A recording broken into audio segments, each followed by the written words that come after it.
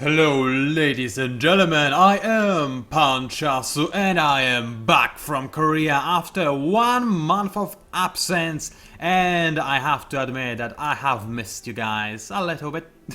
No, I'm sorry, I just really had a lot of fun in there and I wish I could have stayed there for longer, and I'll do whatever I can to go back over there as well. However, I know that you're not here for this real life lovey-dovey BS that you do not care about. Who cares about real life after all? You are here for the gameplay. And today I'm here to do something that you have been requesting me to do for a very long time. And that is a Necrophage playthrough, ladies and gentlemen, yes. I have been waiting for this myself for a very long time. I really like Necrophages. They are my favorite faction in the game, and I have played as all of the factions that will be in the game. So yeah, I fell in love with them at first sight when I saw them for the first time in Paris, and I still love them to this very day. They are amazing. So I'm really excited to show them to you. Now, some of you may be asking, hey Pancake, what about the dragons? They are a thing, they are out, they are dragons. Why would you possibly not want to show them to us and show how to play as them? That's actually a very legitimate question, and there are two reasons for that, and I'll gladly answer this question. Reason number one, I have much more experience with Necrophages than I have with Draken. And as such, I believe that a playthrough of the Necrophages will be a far more complete one than if I were to make a playthrough with the Drakens. Also, additionally, the proliferators now fully work, so I can demonstrate how they work to you, and a lot of the playthroughs of Necrophages that are out on YouTube do not include a working version of proliferators, because they have not been working for a very long time. Now they are, and now I can present them to you in a proper fashion. Additionally, there is also another reason. Drakens, as it stands right now, are not entirely balanced, let's just put it this way. If you play as Drakens, you will have a much easier time than if you were to pick another faction, because of how strong an early Wyvern Rush is, how strong their fast learner trait is, and how amazingly good they are at manipulating influence and basically being untouchable for the entirety of the game. There are plenty of cool tricks for Drakens that I'll teach you later once they get a little bit more balanced and less ridiculous, if you don't mind me saying this. Also, one last thing, I will not go into details too much, but I may or may not have some possible ideas on what is going to happen to Necrophages once the game is out. Obviously, I do not know what is going to happen once the game is out truly, that not even the devs probably know this because everything can change. But what I'm getting at is, I know where they might go, in which direction they might go. It is not a certain knowledge, it is not something that you should trust me with entirely, because things can always change. We are still in beta, mind you, but just trust me when I say that I may want to direct you in the direction where I believe the Necrophages will evolve. So again, I really think that by focusing on Necrophages right now, we will accomplish greater things than if I were to focus on the Drakens instead. So let us do just that. And also, additionally, let me stop talking about random stuff and actually set up a decent some decent opponents. So there's that, that's the Broken Lord, obviously, that will be the Draken, and the last guy left is the Ardent Mage, and you, dear sir, are going to be pink, because I decided that pink actually suits you. No, it doesn't. Also, where are the voters? I forgot about the voters, my apologies. I am not a big fan of them, although one of my best playthroughs of Endless Legend that I ever made were actually of the voters, so I guess that's a little bit ironic, isn't it? Alright, I believe I'm more or less good to go, that's good, but there are also plenty of beautiful options that you had plenty of time to play around with when I was in Korea, I know, but I'm still going to go over them for those people who do not have Endless Legends yet, or maybe they have Macintosh and they're waiting for a Mac port and whatnot. So let's go through it. As you can see, you can select all of those victory types and whatnot. Wonder Victory is not implemented yet. All other victory types are, except for Scientific Victory, which is also not yet implemented, but I might as well leave it checked in. Now, Encounter Sequence and Speed Scale Factor are some things that you might want to pay attention to. Encounter Sequence... Oh, there's only normal in this? Oh, oops. Alright, I'll not talk about this then. Just ignore it. Speed scale factory is however very simple, it just increases the animation speed. Honestly, I think that normal is actually fine. I was always advocating for increasing the speed of animations in this game, and I'm happy that this option is here, but now that it is here, I'm like, actually, the speed is fine, I do not need to increase it. So it's actually kind of funny. But I thought I would show this option to you regardless. Alright, not much we could do there, but world map summary. If you are hosting a game in Endless Legend, there is no S at the end, sorry. Let me just give you one piece of advice. Ignore this screen, I mean use it for world size and that's about it. And then go immediately into advanced settings because that is where the meat of the game is. So first things first, we've got the world shape. The good, the usual stuff. You can select if you want to have plenty of continents, a Pangaea, small Pangaea, islands, random, whatever. And then you can actually go into some more details. For example, I want this to be a fairly big game, but not too big. Right now I have 7 players and a normal size the map, which is still going to be fairly big, but I cannot go for anything smaller if I have 7 players. Alright, that's good enough. So let's go ahead and limit the land percentage. 40 is not a whole lot, I'll go for 50%, which is much greener than Earth is right now, but I like having a bit more space on the ground, especially considering what I'm about to do to the ground. Number of continents? Well, there are 7 players, so let's mix it up and go for 3 continents, so we can have a bit more of a havoc. Islands odds, let's have some. I like islands, especially multiplayer, but right now it could be a little bit too disturbing. World wrap is a given, it's amazing and I love it. Sea around the edges also is a given. Hemispheres, I'll go for both, especially since I'm pretty sure that this setting doesn't really truly work right now. I could be wrong though, but from my tests it looks like it does not.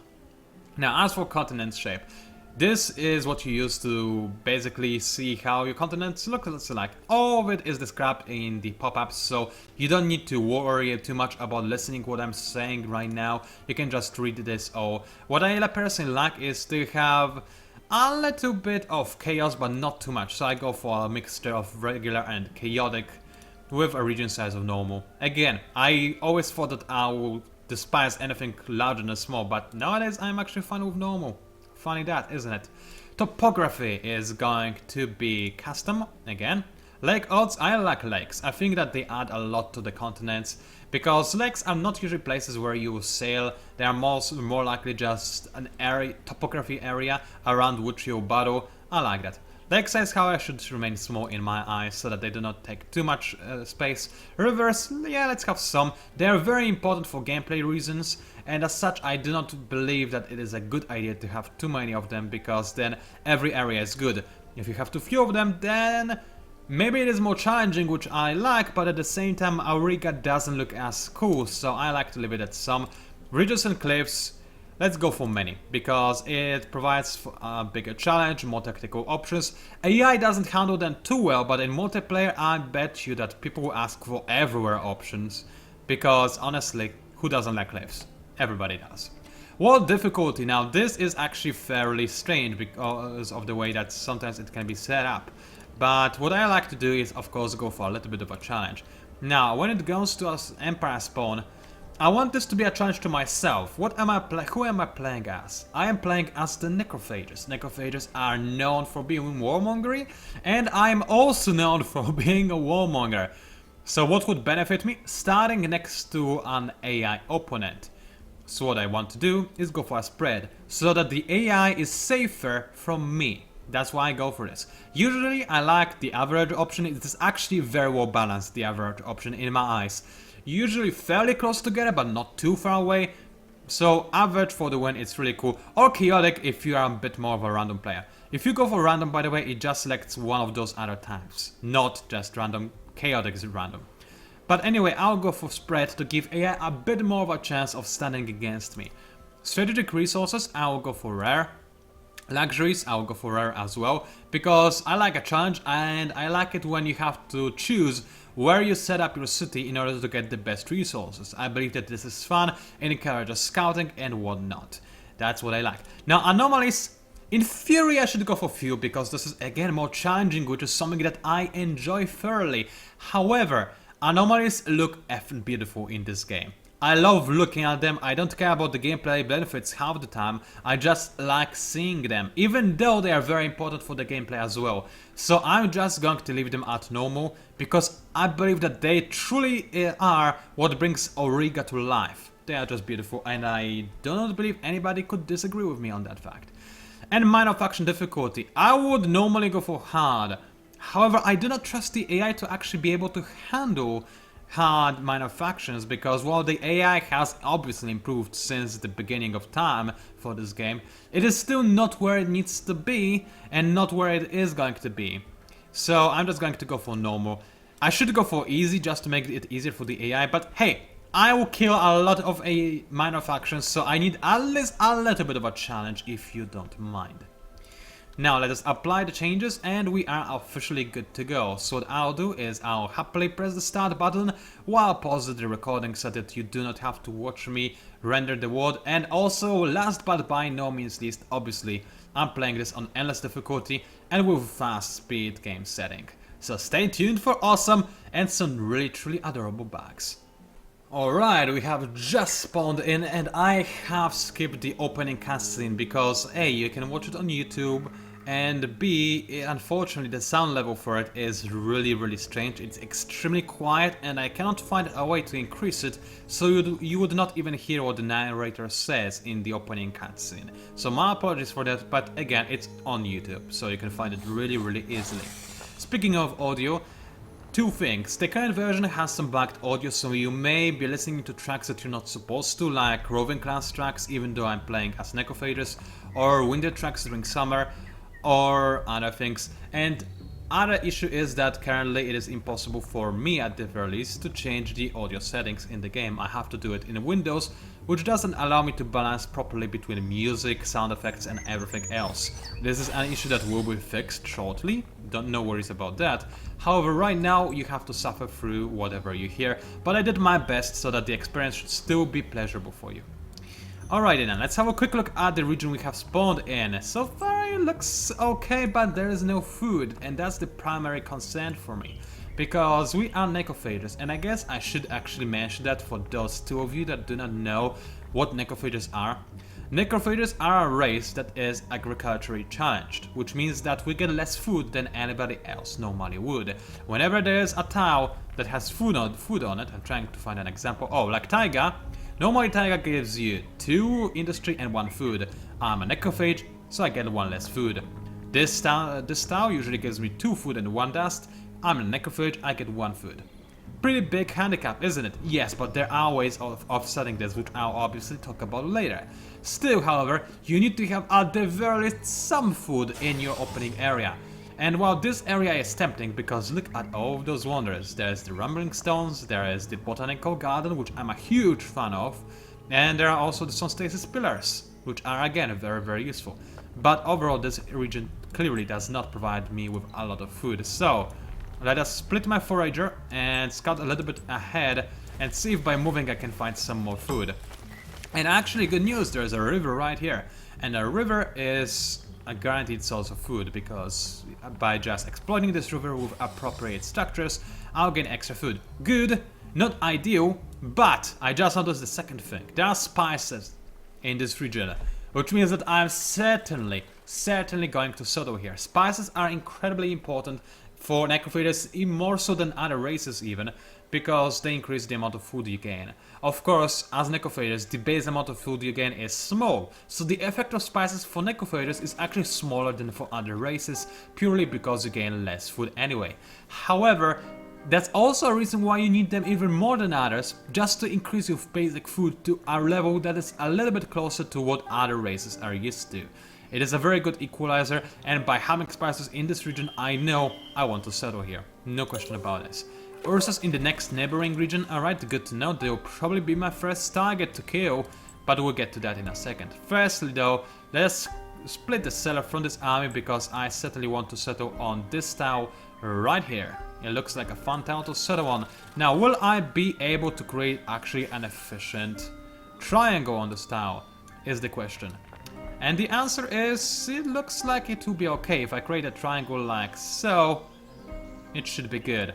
because this creating triangles is even more important for Necrophages than for other factions, as Necrophages have halved the requirement for creating districts than other factions. So as other faction, I will need to have, let's say, 2 population for a district. As Necrophages, I need 1 population for a district. Very simple and very powerful. You can create some really tall empires as Necrophages, and this is really what you should be going for. As Necrophages, what you want are tall empires. You want to have not too many cities, but very powerful cities. And now you may be saying, hey Pancake, what the F are you talking about? Surely I'm a Necrophage, I want to be conquering people and have the cities, and as such be as powerful as it is humanly possible. No, actually not, because by having more cities you lower the happiness of your cities and lower the efficiency of your cities and whatnot, and that's just, you don't need to do that and you shouldn't do that. What is better is just to have a few very powerful cities, and this will actually let you skip a plenty of techs that you would otherwise have to grab, like for example sewer systems or central market, or where is it, bread and circuses. Yeah, all those technologies I never go for as Necrophages. I don't need to. Why should I? I don't care about them. My district planning and the fact that I have very few very powerful cities ensures that I never ever have problems with happiness. Occasionally I might go ahead and use some luxuries or sacrifice population, which I'll talk about later, to get some more extra happiness if I really need to. But all the stacks I can avoid, and I want to avoid them. I will have some problems on the science front as Necrophages. I cannot afford to go for additional types of research if I can avoid it, and I can, so I will. Alrighty then, speaking of research, it is as good of a time as any. What should I go for? Well, as usual the answer is go for the Holy Trinity, which is industry, food, science, in this particular order. Most of the time, almost all the time in fact, you can go for this and this will yield some perfect results. Industry you need very badly as Necrophages. You need to truly start spamming your units as quickly as possible, and it is essential for your survival and also for early game domination, because war equals food for you. Food, again, important, not as important as industry, but you should still get seed storage as quickly as possible, and public library I like getting as quickly as possible, because obviously the faster you start accumulating on your science, the more science you get, and the less behind you will be in terms of science, because trust me, you will be behind in terms of science, there is little you can do about it. Now, I am in fact very tempted to skip the Holy Trinity and go for the open pit mine, because I could grab some spices really early on. However, I know for a fact that I'll be busy making other things for this particular period of time, so not do just that. Alright, I'm left with 1 forager and a hero, so I'll go ahead and explore these ruins. Reason why I was waiting to do this is very obvious. I wanted my hero to gain the experience, so I need to search for relics in those ruins that are very far away, which is a little bit of a bummer, but it's nothing that I cannot deal with. Also, my audio seems to be giving me some problems, so technical difficulties, be right back. Alright, I have returned gloriously after fixing the technical difficulties. I can now hear the game again, which is a nice feeling indeed. So we got a quest, that's very nice, but let's talk about the city. And unfortunately this playthrough I can already tell will be a little bit unusual, because I'll not do what you should usually do as Necrophages. As Necrophages again, and as most factions in fact, it is important and usually beneficial for you to put your starting worker in industry. Why? Because you can get your Founders Memorial, or in case of some other factions, other structures very quickly, very early on, which would truly put your economy up to scale and start up the game off nicely for you. And this time I'm not doing this. Why? Because I have plenty of industry around my city already, and because I have pretty much no food, and as you can see, by changing this population, this worker around, I can get new worker 7 times faster, and besides, no matter what I do, I'll still gain my Founders Memorial in 3 turns regardless. And I do want to get it before I get some more forces. I do not need many forces right now, I cannot afford to have too many forces either, because while right now I'm gaining a lot of dust, which is actually quite marvelous, soon I'll have some problems with dust, because that's the nature of the Necrophages. But we'll talk about it later. Now, before I move on, there are plenty of things to do on the first, and as always, I need to go into military screen and talk a bit about the units. As you know or have noticed already, we start with having the Necrophages researched and obviously also the Alchemist co-furnace, so we can create some mines if we discover some deposits, which is very important and usually very powerful ability to start with. But Necrophages is what we'll talk about. Now, in the past, it has been a tradition almost, or even a requirement for success, for everybody to just spam Necrophages and completely ignore the foragers.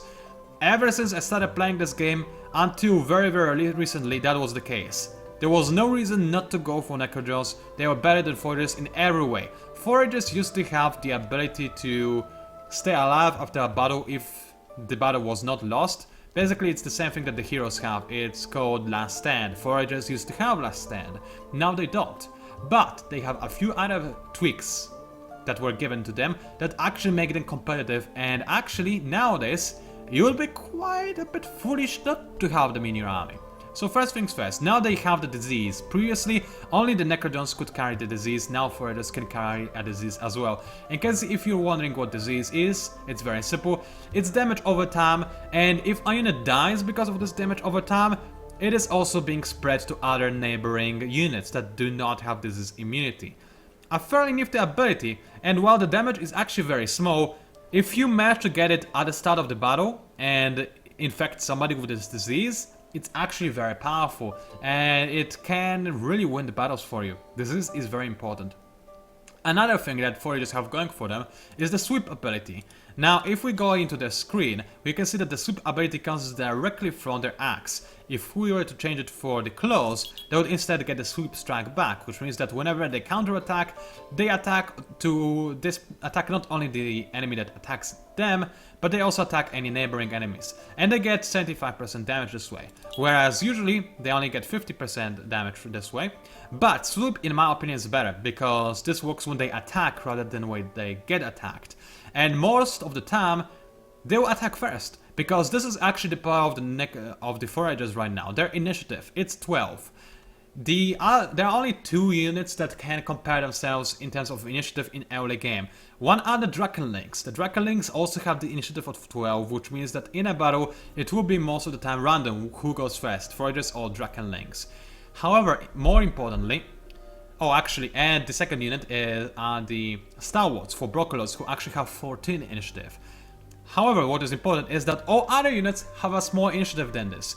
And this is actually very crucial because I'm also and mostly talking about ranged units who possibly have Flank Slayer. And do you see where I'm going right now? Yes.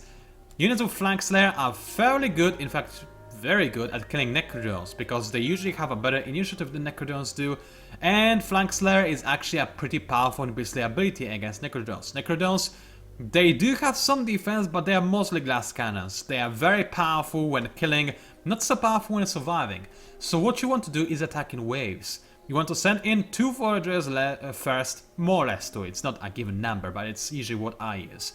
2 foragers first. Their sweep is going to do some nice amount of area damage, they'll spread the disease, and they will stun lock the enemy. By stun lock, I mean they will force the enemy to counterattack, by which the enemy will waste his action and no longer be able to attack.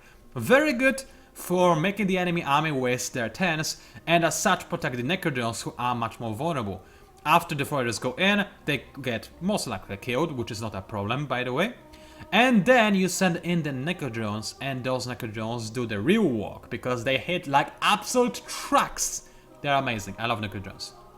Now let's go ahead and retrofit those units.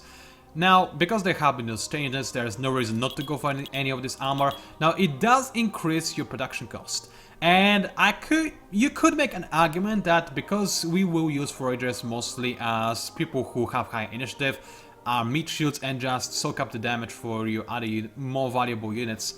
Because of this, you could argue that the only thing you truly need are the Greaves, because they increase your initiative, and other things you don't need, because they increase the industry cost for foragers, and you don't really care about those guys anyway, so why would you increase their survivability?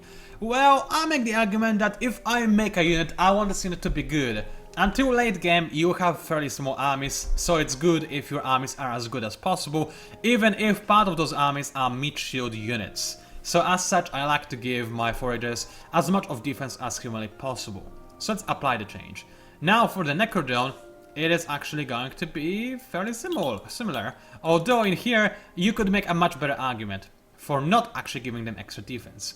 Now, why would you do that? It's actually fairly simple. Regardless, this unit is going to be a glass cannon, and I think in most cases, giving those guys tier 1 armor will not increase the amount of time it takes for other units to kill a Necrodome. It will be the same amount of hits in most cases. I haven't tested this with all units, I admit, but I have tested this with a lot of units, and usually this doesn't actually make a big difference. Unless you already start with a pre-damaged Necrodome, then maybe, but you know, it's all the nitty-gritty, nitpicking stuff. In all honesty, it probably doesn't make a big difference, and by removing those two, as you can see, the Necrodome costs actually way less industry. And because of this very reason, yeah, you could argue that it is a good idea to actually just simply not go for any of this equipment and as such spam some more Necrodomes. But, again, I like to commit. And as such, I will go ahead and make more expensive Necrodomes who can survive a little bit longer, so if they are damaged and then heal up because they survive, then they are a little bit better. Not by much, but maybe it does make a very small difference. Is it a worthy investment, actually? You know what? I want to see how well I do with the cheaper one versions, because it's actually almost 50% increase in cost. I don't think it's worth it. I don't. I usually go for the armor regardless. Now, let's change it a little bit and not go for the armor.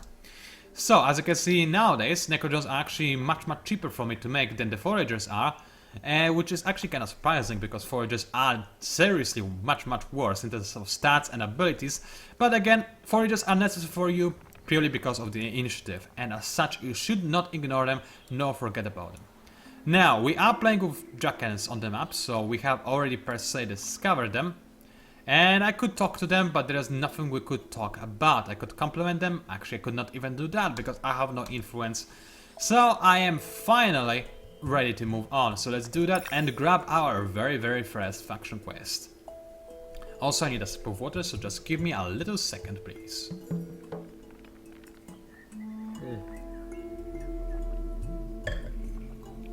Alright, that was delicious. Thank you very much, water, for helping me go through all this.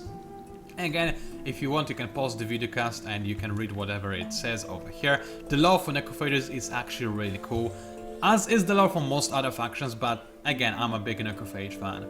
So, he who meddles must destroy minor faction villages just because we are evil, which again suits me. So in the region called Dells, I have to kill the Ursus. So I'm pretty sure Ursus are here.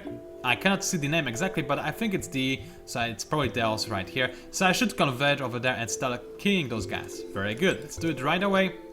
Not even scout in this direction, because there are some important things I need to do. Also, there are Delvers nearby. Thankfully not in my region, because Delvers are not the type of minor faction that you actually need. As Necrophages, you probably could use some other units. For example, somebody, well, it depends, really. There are plenty of options, and we'll talk about it when we come to it. Right now, I'm not really willing to get anybody within my kingdom just yet. It really depends on the map for Necrophages, more so than for other factions in my opinion, because you already have a very nasty warmongery mixture of units, and you'll be using disease a lot, so you may be careful because disease can transfer to other units. It does not transfer to Silics or Sisters of Mercy, which makes them more useful. So if you want to have more battle units, you can go for those, but Sisters of Mercy and Silics don't really help you in any way on the battlefield. They fulfill the same roles that your units already do. So instead you may want to go for something else that increases your empire power rather than your battle power on a battlefield. Alright, let's go ahead and attack this Ursus village. They have 2 Ursus, I have 2 Foragers and a hero, and I also have militia backup. This should be an easy fight, but I do want to go into manual just because I'm not sure if I trust the auto battle to play this truly efficiently. So first things first, hero goes first, and the hero will deal as much damage as possible. Rumblers are a little bit scary, they can stun you, and they also have the beam ability, but both of those abilities only work if the Rumblers are the ones to attack you. If they are the ones attacked, you don't have to worry about anything. So as such, I'm fairly confident that we can go through this battle with barely any damage. Let's make sure that I flank this guy and attack like so, and it should all be over within a moment's notice, literally. So let's make sure that my units move in a reasonable pace rather. Place also applies, I guess. And then just watch the carnage unfold. And now, this is actually important. Killing those units is not only good because we are fulfilling our faction quest. It is also important because while we are doing this, the battle will go on as we exit the menus. While we are doing this, we are going to gather some corpses. Corpses we eat. By which I mean, once you fill up the counter with 8 points, I don't call them corpses, I call them points for a reason. Once you fill it up, you gain a free food booster, which is 170 food, which is actually quite significant. And has the battle finished already? I mean, this 10? Well, that was fast, wasn't it? Alright, in this case, actually, you go over here. You go over here, and you just attack in any way you see fit. And this guy should move to this tower because this will be the last free tile over there. So I'm liking what I'm seeing right here. And you guys just focus on him, and it should all be good. Good. Alright, so what I want next, this guy is, as you can see, poisoned, that's why there was this little poisony thingy disease type of stuff. But what is important is I'll kill those 2 guys and I'll gain 2 counters on my food counter. After I gain 8, I get a food booster. I talked about this already. And there are very many interesting possibilities with that, because you can abuse this system quite nicely indeed. For example, you're not only carrying your enemy's corpses and eating them. This also applies to your own corpses. I mean, I may be mistaken, but I have made several, and I do mean several tests right before we're recording this videocast, just to make sure that I'm not talking BS. And from what I could see, the units that let me try and say this again. The units that you lose on the battlefield, you also gain, and you can also eat them. So in theory, you want everybody to die, both your enemy's units and your units as well, as long as the trade is more efficient for you than for the enemy. Then it's ideal. Then you just eat everything, including your fallen brethren, which is a really nice and beautifully evil way of, you know, handling things. I like it a lot. I cannot lie about that. However, if you lose a battle, then regardless of how many units died in this said battle, you're not going to get a single point because you have lost this battle. Again, it might be a bug, it might not be true, whatever, but from the tests I have done, it looks like this is the case. If you don't win a battle, you don't gain any points, which is fair enough, it makes sense as well. But while this mechanic is obviously amazing, and it's possibly a little bit on the overpowered side right now, because you can gain a ton of food this way, which I can show you right now. As you can see, I gained both of those 2 corpses, which gave me 2 points.